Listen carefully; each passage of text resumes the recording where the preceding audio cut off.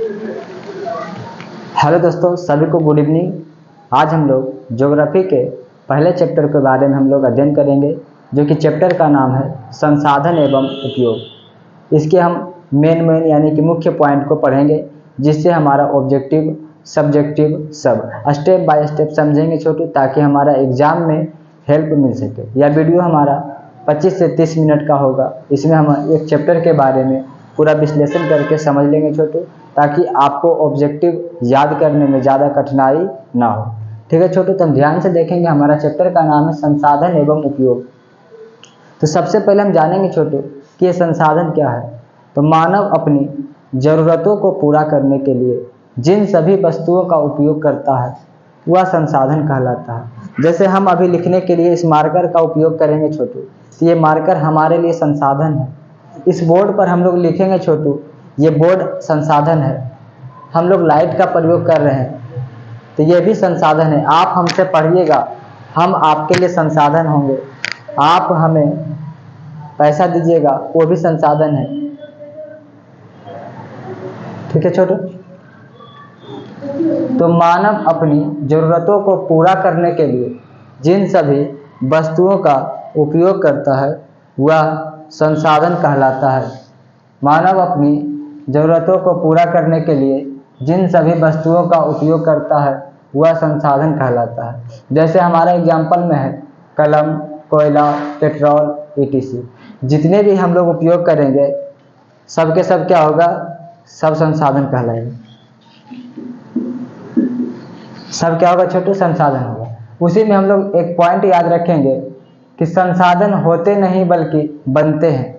ठीक है, संसाधन होते नहीं बल्कि बनते हैं। जैसे मान लीजिए हम मार्केट गए छोटू, हमारे लिए कोई सामान हमारा संसाधन, जैसे हमने सब्जी खरीदा, तो सब्जी हमारी ज़रूरत है, तो सब्जी तो संसाधन हो गया। लेकिन सब्जी अपने नहीं हो गया, सब्जी को बनाना पड़ा। तो संसाधन होते नहीं बल्कि बनते हैं, ऐसा कहना था एक भूगोल के वैज्ञानिक थे। ठीक है, भूगोल वैज्ञानिक जिनका नाम था जिम्मरमैन। संसाधन होते नहीं बल्कि बनते हैं, यह कथन किनका था छोटू, तो जिम्मरमैन का था। अब संसाधन को अनेक प्रकार से बांटा गया है, संसाधन को अनेक प्रकार से वर्गीकरण किया गया है।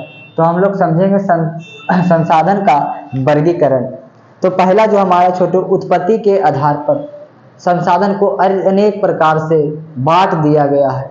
जैसे पहला, उत्पत्ति के आधार पर संसाधन दो प्रकार के होते हैं। उत्पत्ति के आधार पर संसाधन दो प्रकार के होते हैं, जैव संसाधन, अजैव संसाधन। उत्पत्ति के आधार पर संसाधन दो प्रकार के होते हैं, जैव संसाधन और अजैव संसाधन। उसके बाद छोटू, उपयोगिता के आधार पर नवीकरणीय संसाधन और अनवीकरणीय संसाधन। उपयोगिता के आधार पर नवीकरणीय संसाधन और अनवीकरणीय संसाधन। उसके बाद है छोटू, स्वामित्व के आधार पर व्यक्तिगत संसाधन, सामुदायिक संसाधन, राष्ट्रीय संसाधन, अंतर्राष्ट्रीय संसाधन। और आपका है विकास के आधार पर संभावी संसाधन, विकसित संसाधन, भंडार संसाधन, संचित कोश संसाधन। हम एक एक को बारीकी से समझेंगे छोटू। ठीक है, तो जैव छोटू आपका बात करते हैं। जैव संसाधन में आपको याद रखना छोटू कि जो सजीव का बात करें छोटू, सजीव संसाधन को ही हम लोग जैव संसाधन बोलते हैं छोटू। सजीव संसाधन को ही, यानी कि वह संसाधन जिसमें कोई सजीव वस्तु की बात करे, वह संसाधन जिसमें कोई सजीव वस्तु की बात करे। जैसे हम आपसे पूछ ले छोटू, मछली पालन कौन सा संसाधन है, तो आप जवाब दीजिएगा जैव संसाधन। और अजैव संसाधन आपका ये डिनोट करेगा आपका छोटू निर्जीव वस्तुओं का। ये आपका निर्जीव संसाधन कह सकते हैं इसे समझने के लिए, यानी कि निर्जीव हो। जैसे हम बोले छोटू कि बताइए आपका फैक्ट्री होगा, जैव संसाधन या अजैव संसाधन। तो फैक्ट्री में कोई सजीव की बात नहीं छोटू। हाँ, वहाँ के मजदूर सजीव हैं, लेकिन मजदूर का हम लोग निर्माण या फिर उसका उपयोग नहीं कर रहे। ठीक है, तो जैव संसाधन आपको याद रखना है कि जिसमें सजीव की बात करें, मुर्गी पालन, पशु पालन। ठीक है, ये सब आपका क्या हो जाएगा, जैव संसाधन। ठीक है, तो अजैव भी हम लोग यहाँ से समझ लेंगे। उपयोगिता के आधार पर छोटू, तो एक है छोटू आपका नवीकरणीय संसाधन, एक आपका है अनवीकरणीय संसाधन। नवीकरणीय में क्या होता है छोटू, नवीकरणीय क्या होता है छोटू? जो दोबारा उपयोग में नहीं ला सकते हैं, दोबारा उपयोग में नहीं ला सकते, ठीक है, वो आपका अनवीकरणीय। जिसे दोबारा ला सकते हैं छोटू, नवीकरणीय। जैसे हम समझेंगे, हम बोलते छोटू सौर ऊर्जा, सौर ऊर्जा यानी सूर्य से, प्रकाश से जो ऊर्जा मिलती है उसे सौर ऊर्जा कहते हैं। तो सौर ऊर्जा क्या है छोटू? उसे हम फिर से प्रयोग में ला सकते हैं। तो सौर ऊर्जा आपका क्या हो जाएगा छोटू? नवीकरणीय। जो एक बार प्रयोग करेंगे बार बार, ठीक है, लंबे समय में प्राप्त हो छोटू, वो सब आपका अनवीकरणीय संसाधन। व्यक्तिगत संसाधन छोटू, तो व्यक्तिगत क्या छोटू? जिस पर किसी एक व्यक्ति का अधिकार हो। जैसे मान लीजिए हमारा घर है, तो इसमें सिर्फ एक व्यक्ति का अधिकार है, ये व्यक्तिगत संसाधन, ठीक है, व्यक्तिगत। आपका कार है छोटू, आपका घर, आपका कमरा, आपका कलम, आपका किताब, जो आपका केवल आपका अधिकार हो, वो व्यक्तिगत संसाधन। उसके बाद सामुदायिक संसाधन, यानी वह संसाधन जिसमें पूरे सामुदायिक यानी कि पूरे समाज का, ठीक है, पूरे समाज का अधिकार हो। जैसे स्कूल यानी कि विद्यालय छोटू, आपका चर्च हो जाए, मस्जिद हो जाए, मंदिर हो जाए, ये सब आपका सामुदायिक भवन, ये सब क्या है छोटू?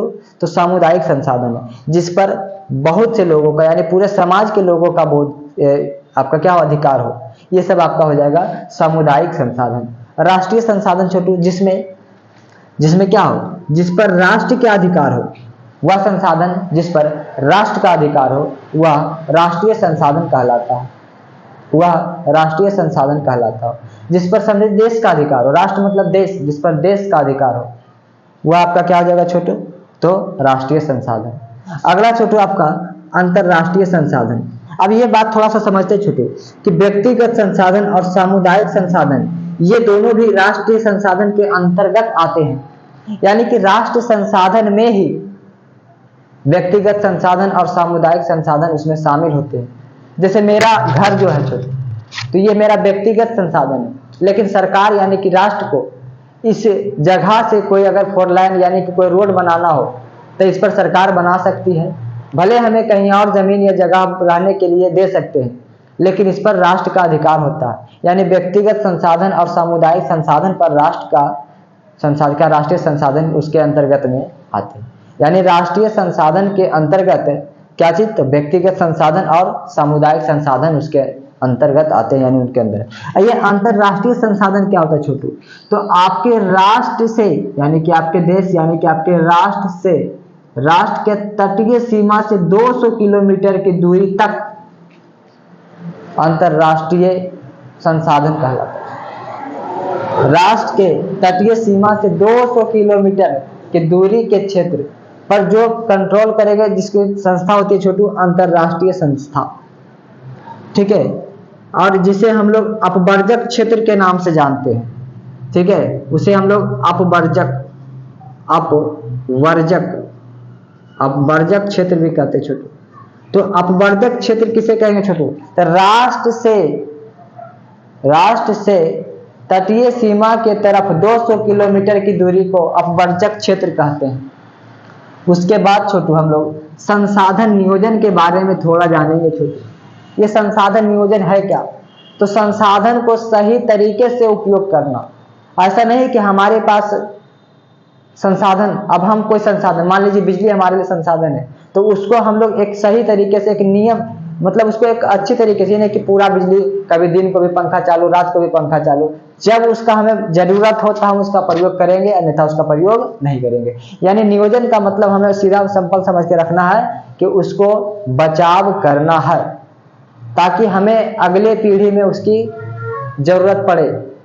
जैसे संसाधन को सही तरीके से उपयोग करना संसाधन नियोजन कहलाता है, संसाधन नियोजन कहलाता है। इसी संसाधन के बीच में एक महात्मा गांधी, हमारे महान व्यक्ति, एक बात कहते हैं छोटू, क्या कहते हैं कि हमारे पास पेट भरने के लिए बहुत कुछ है, लेकिन पेटी भरने के लिए कुछ नहीं।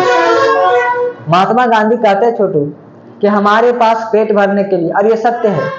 हम बिहार से हैं, आप भी बिहार से हैं छोटू। बिहार में केवल इतना ही व्यक्ति के पास संसाधन है कि जिससे केवल पेट भरा जा सकता है, पेटी नहीं भरा जा सकता।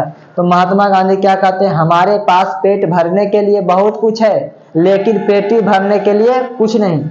और ये कथन हमारे महान व्यक्ति महात्मा गांधी जी का है।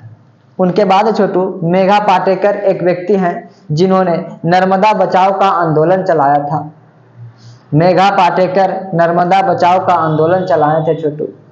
सुंदरलाल बहुगुणा जो है छोटू, ये चिपको आंदोलन, वृक्ष की कटाई के लिए ये एक ऐसा आंदोलन चलाए थे जहां वहां के लोगों ने पेड़ में चिपक करके पेड़ को बचाव करते थे छोटू। और आज हम लोग पेड़ की लगातार कटाई कर रहे हैं छोटू, ये गलत है। हम लोग को भी इन लोगों से कुछ प्रेरणा लेना है। संदीप पांडे छोटू वर्षा जल संचय का आंदोलन किए थे, यानी कि वर्षा जल संचय का वर्षा जल संचय का आंदोलन कह सकते छोटू। किसने किया था? तो हमारे संदीप पांडे ने। सर्वप्रथम स्टॉकहोम में 1992 ईस्वी में सम्मेलन, विश्व सम्मेलन हुआ था छोटू।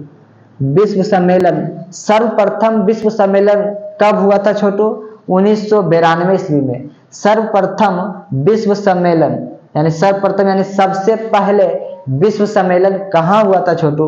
तो हमारा क्या है? स्टॉकहोम में 1992 ईस्वी में सर्वप्रथम, ठीक है, विश्व सम्मेलन 1992 ईस्वी में, ठीक है, स्टॉकहोम में हुआ था। उसके बाद हमको पृथ्वी सम्मेलन याद रखना है छोटू। ये 3 पॉइंट है। पृथ्वी सम्मेलन हर एक 10 वर्षों के बाद होता है छोटू। पृथ्वी सम्मेलन हर एक 10 वर्षों के बाद होता है। तो प्रथम पृथ्वी सम्मेलन आपको पता है छोटू 1992 ईस्वी में हुआ था।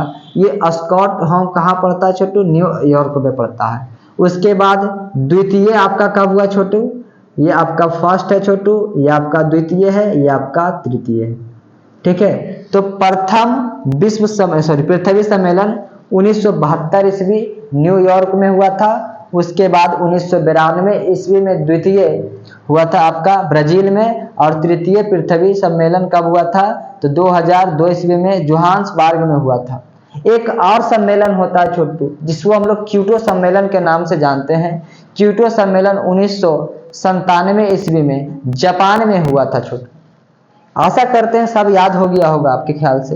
एक बार आप लोग इसे रिवीजन करेंगे और समझ करके ऑब्जेक्टिव याद करेंगे। ये वीडियो आपके केवल और केवल ऑब्जेक्टिव के लिए था, और आशा करते हैं कि आप लोग इसे ज़्यादा से ज़्यादा शेयर करेंगे ताकि हम कल इसी तरह अगले चैप्टर का वीडियो लेकर के आएंगे छोटू। तब तक के लिए सभी को लव यू, बाय। सभी को मिलते हैं अगले क्लास में।